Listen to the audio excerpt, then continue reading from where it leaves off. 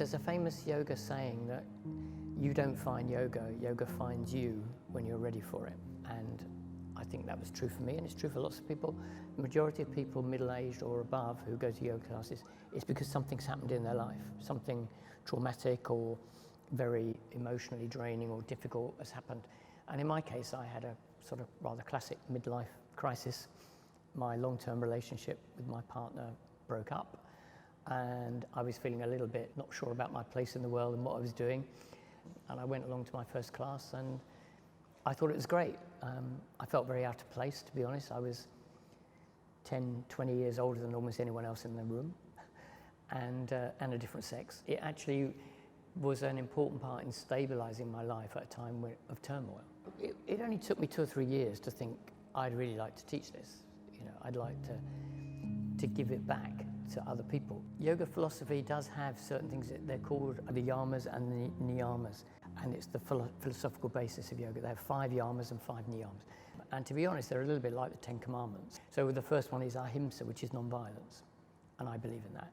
The second one is satya, which is truth, telling the truth. I believe in that. So those values imbue what I think about yoga. Yoga for me is about being mindful, but also being active and seeing myself as having duties, responsibilities to society as a whole. Lots of the values of yoga are about sustainability, for example. And I've always been ecologically conscious, and I think yoga should be social, it should be community, it should be collective. For me, yoga to make me personally better is not what I'm interested in. Yoga to make everybody feel better, yoga to make people feel more able to intervene and to interact in society and within communities rather than being excluded from them by what's happened to them. The people who need yoga the most are the people who don't have access to it. I mean, I'm affluent, middle class, white man.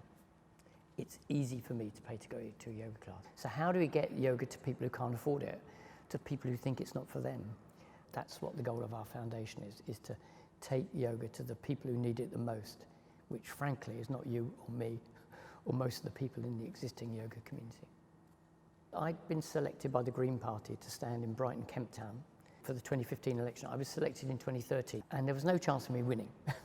So it wasn't a question of trying to do the normal traditional canvassing and knocking on doors. And I investigated, and I found out to my surprise that I was the first yoga teacher in this country ever to stand for Parliament.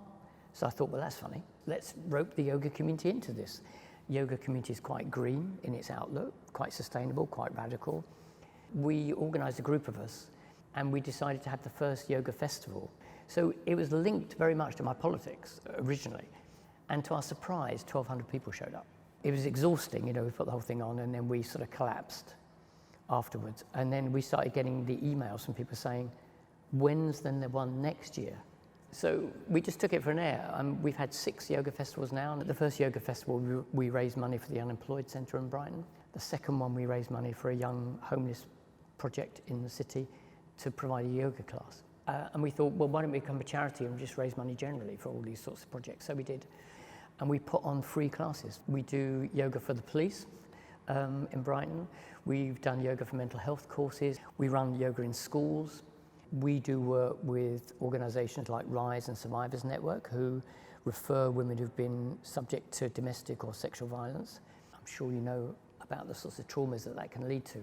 And so they're very unconfident in their bodies. They've often disconnected their brain from their bodies. And so they need a specialist type of class. They're not going to come to a class with me as a male yoga teacher. And they're not going to go to a class in the centre of town where they don't know who's in it.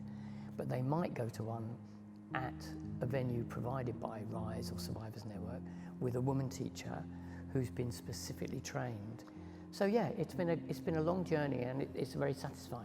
In politics, you don't tend to see a lot of outcome from what you do, but in this, you see it. We've had people say things like, this has transformed my life. You know, I now feel like I can go out again and I can interact in the world again. This is powerful stuff. And so it keeps me going.